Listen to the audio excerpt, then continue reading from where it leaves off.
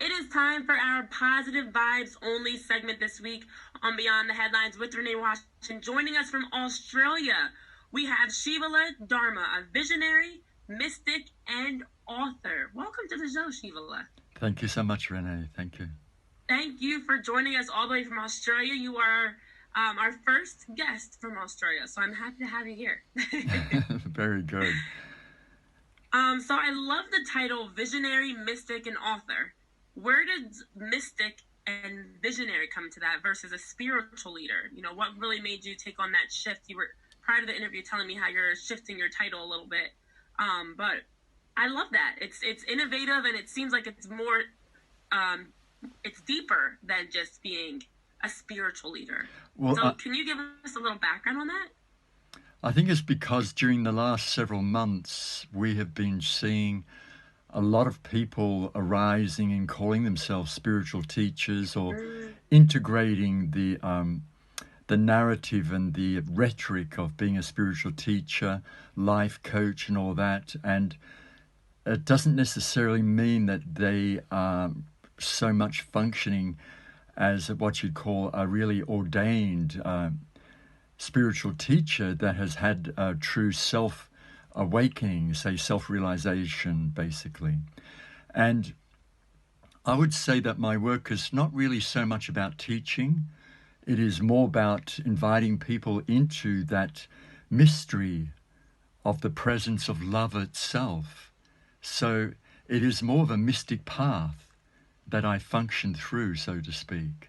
I like to invite people into having a direct experience of that mystic realm of life that is, in actual fact, is within everybody to start with. So I act as a catalyst for that, a mirror for that, and I will speak, but not so much to respond to questions, although I will respond to questions, but more so to give a person back to themselves, for them to recognize what do they know, what are they perceiving in this very living moment themselves, that they could bring their awareness to, rather than me giving them an answer. Ooh, okay.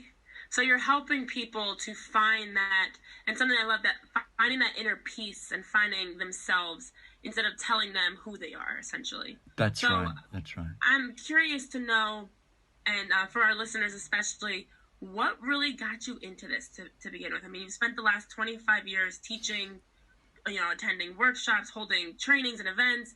What really inspired you to go about the world? You're not just working in Australia, you're all over the world as an advocate for helping people find that inner peace and be more loving and united, and especially with the craziness that's in our world today, to be a voice of change. Right. So in response to that question, I could easily go over a very short synopsis of all the certain points that have occurred in my life. However, a lot of that information is already on my website, and it's in other podcasts as well. But what I would say to you, which is the deepest truth for me, is that the intelligence of love, the mystery of love itself, is constantly impulsing me. It's moving me. It's wanting to express itself through me to be able to reach out to other brothers and sisters, regardless of their culture or nationality, as just to be able to share, to help others to embrace their suffering, to embrace their life path, to be able to know that they have the capacity to transform in this very lifetime. So love is moving me all the time in that respect. So it fills me with a great joy for that. And sometimes it's very dedicated in its focus, and I may seem very somber or very serious at times. However, it is still the intelligence, the mystery of love that is moving me. That's the deepest truth for me. Ooh, I like that. I like that. And something that also stood out to me is that you actually had a spiritual awakening through a near-death experience when you nearly died in a car accident. And through that moment in your life, that life-changing experience, you were able to come about some ways to really change your focus and change your approach to life, to be able to get out of that tough time and to be able to be more positive and find that peace. So what are the strategies that you found through your near-death experience that helped you get through that time of pain and just, I can only imagine how devastating that must have been for you and for your family, to be able to overcome it and be more positive moving forward? Well, I must pay homage in this moment to my father and my mother, because they were great inspiration for having to live tremendous adversity as they grew up, having lived tremendous amount of violence and abuse and lack of as well. And so they had a tremendous focus. And my father's focus for us was always stay positive and always give your best, be total in whatever you do. So originally, before the car accident, when I was playing competition basketball, competition football as well, in the same week, I had already as a teenager that tremendous drive and focus and passion to go for the ball, not to beat another person, but just to go for the ball, to give my best, to be total in that moment. So when I died in the car accident, it was like turning inside out, upside down. Everything changed. But those values that were there implanted within my psyche previously, they were still there. And so that coupled with this whole new vision of life, being able to actually see more subtly, you could say, being able to have a recognition that there is more to life than what I had perceived or believed in or programmed with prior to this, was awakening another level of energy. Through basketball and football, I experienced amazing levels of energy in what they call the second wind, the second layers of energy, even as a teenager. Well, after the death experience, it was like another third level of energy awakening in my body. So I would experience tremendous ecstatic joy out of the blue for no reason at times. And I would have to run from one bedroom to the next in the house, or if I'm walking down the street, running quickly down the street because the energy was just so overwhelming. But I knew at the time it was likened to that of playing football or basketball, but at the same time it had another dimensional reality that was infusing it with tremendous, just pure joy. And I could sense that it's like the spirit of life was surrounding me and saying, yes, you are loved as you are. Run, dance, sing. You are loved as you are. And I could feel this. And so it would just give me more joy, basically, all the time. I love it. And the incredible thing about this, and this is something that I really tried to also encourage and get people to realize, is, in order to go about these changes to find more joy and be happier and find those moments where you're like, you're just happy, and you want to scream it from the rooftop, it just starts with a change in perspective. Yes. And I think that's something that a lot of people don't realize, is that the steps to being happier don't always equate to having to do something incredibly taxing on you physically, mentally, financially. It's not a matter of having to change something big. It could be a subtle, small change that goes a long way. That's right. And I know you have a book coming out. Yes. In the spring of 2020. So coming up, Deep Peace Beyond Suffering. I love that title. And I feel like it embodies everything that you are standing for in your work. So can you tell us a little bit about what we can expect in your book, and maybe even some tips or strategies? I don't want to give too much away, but to encourage people to want to go out and check out your book. What can we expect in Deep Peace Beyond Suffering? Well, let's go back to that moment after the car accident. There I am experiencing this awakening of incredible joy and moments of deep peace spontaneously happening. Yet I was in a household with a family where during the last 3 years, from 19 to 22, there was a considerable amount of suffering happening within my mother, my father, between my siblings and my parents. So we were in the middle of it felt like a war zone at times. And yet there were great moments and great days as well. But in that extraordinary amount of suffering, I had to rely upon going within, finding that stillness again. And those moments would occur when I'm in the middle of, say, a suffering moment with the family being in like such craziness. My brothers and I had to walk out of the house just to get away from the madness. And but as soon as I come back in, I'd be practicing meditation in my bedroom. And so it was literally the art of being still, the art of breath awareness that would actually constantly support that peace that was arising already through the car accident. It was, you could say, illuminating it even more and making it more palpable whilst in the middle of that suffering milieu, you could say.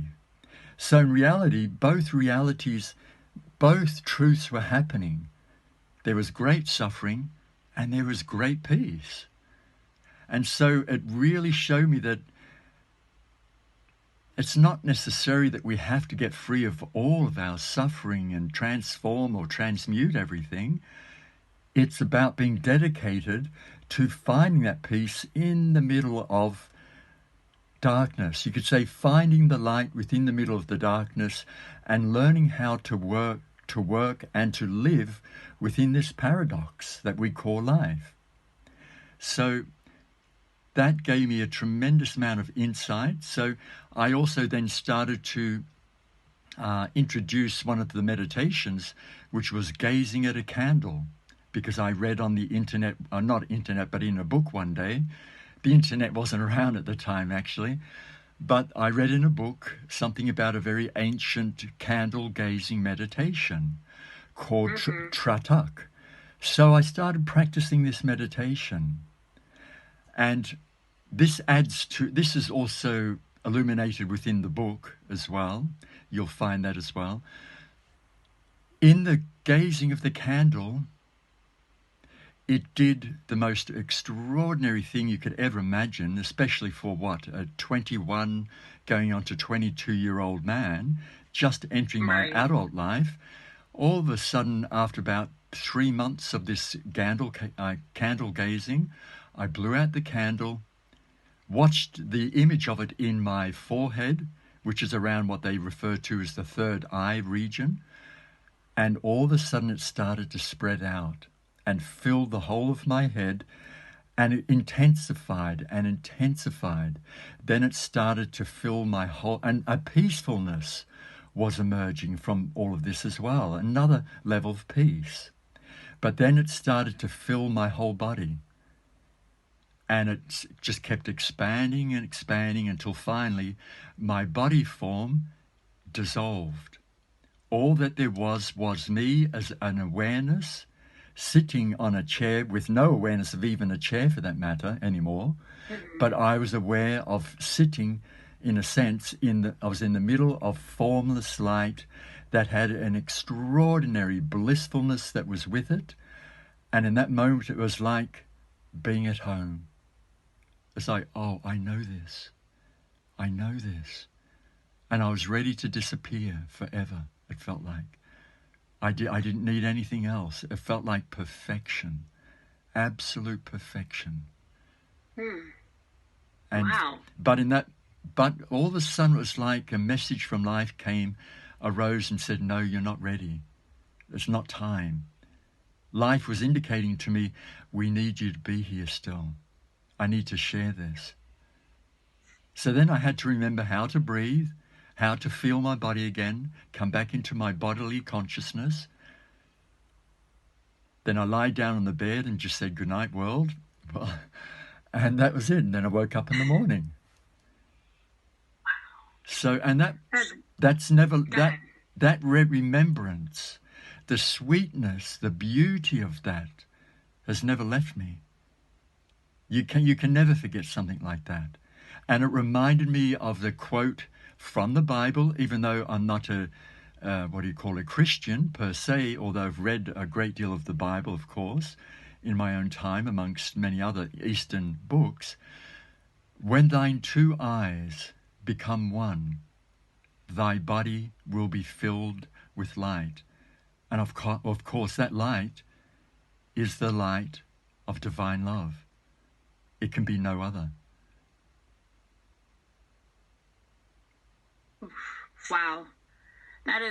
That's incredible. And thank you for sharing that and such, like, I feel like I could picture everything that you're saying and can feel everything that you're saying as you're describing it.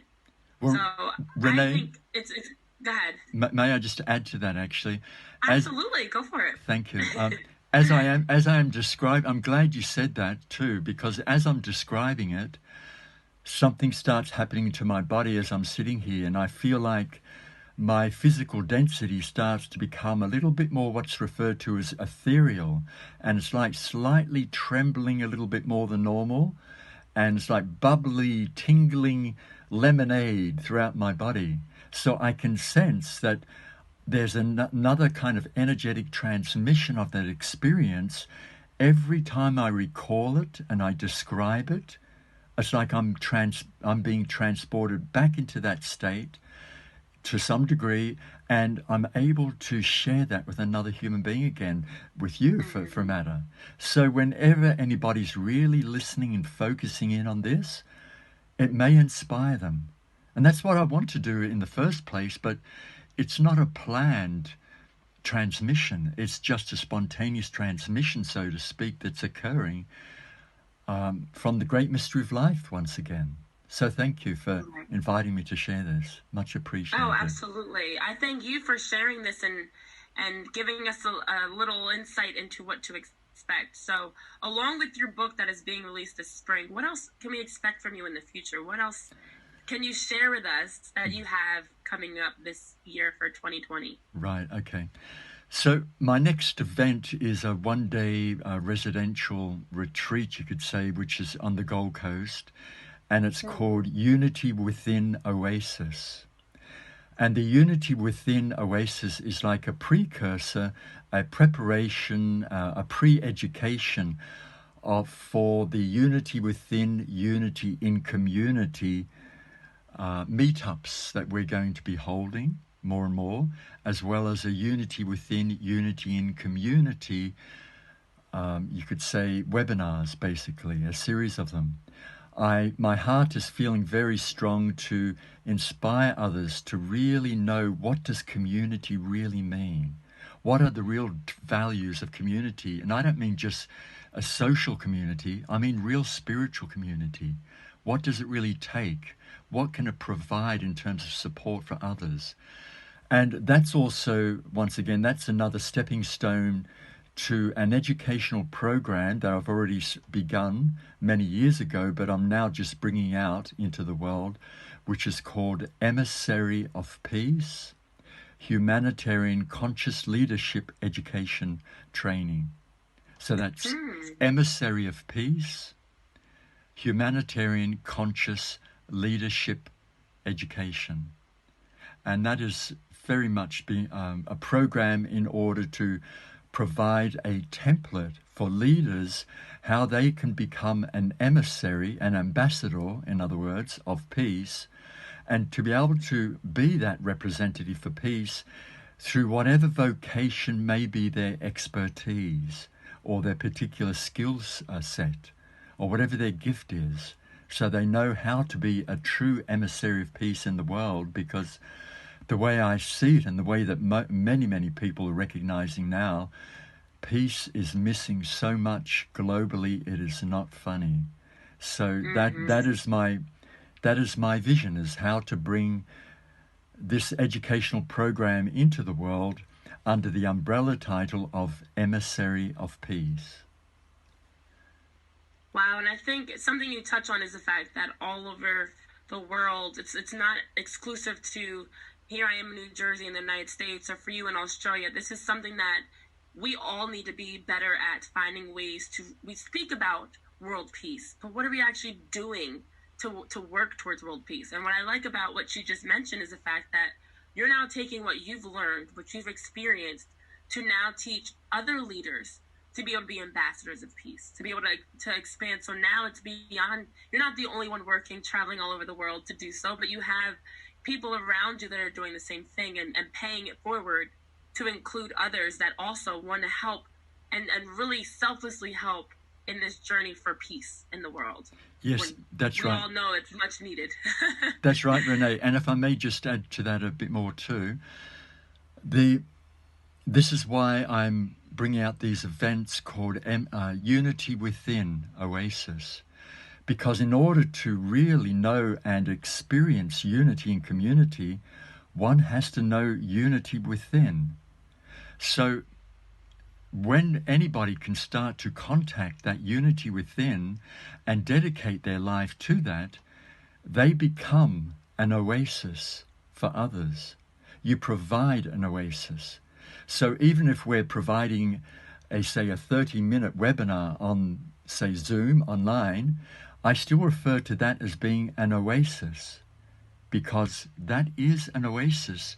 Even for 30 minutes, it may be a moment where it might just save somebody else's life from a catastrophe or even committing suicide or a severe trauma that they can barely deal with.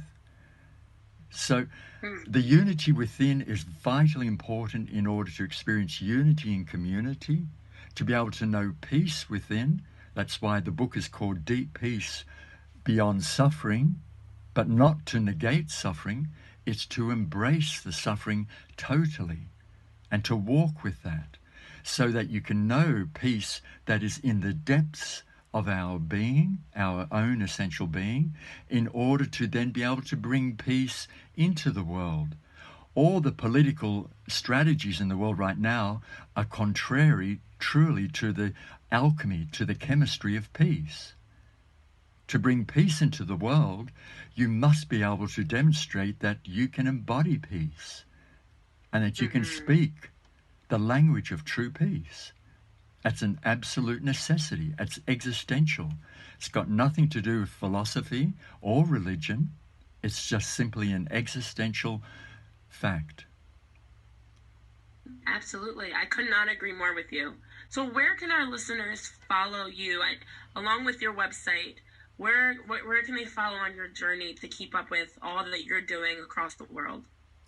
We have just gone and re-uploaded, I think about 20 or more YouTube videos that have been taken from a number of podcasts and interviews over the last few years. I had my YouTube channel down for some time whilst we were doing a lot of renovation, so to speak. And so that's just gone up. After this call, I will send that link to you, and then you can always post that. It will be put up on my website very soon as well. And of course, my website is shivallah.com, which is SHIVALLAH.com. And so the YouTube channel will be reinstated up on that website as well.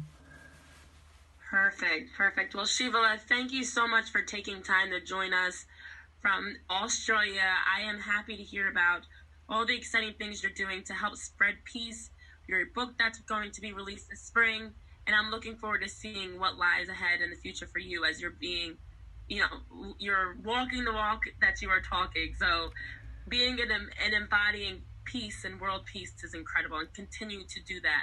I respect it. I appreciate it. And I hope that more people are inspired because of you to do so. So thank you so much for joining us for our Positive Vibes Only segment. Thank you, Renee. Thank you so much. And may I extend an appreciation to you as well, Renee? Absolutely. Thank you so much. Yes. Anytime, I'm glad that I was able to have you here. Yes, and well done for having such a wonderful podcast show as well, and be able to invite people such as myself. What a great service you are providing also for humanity. Thank you so much.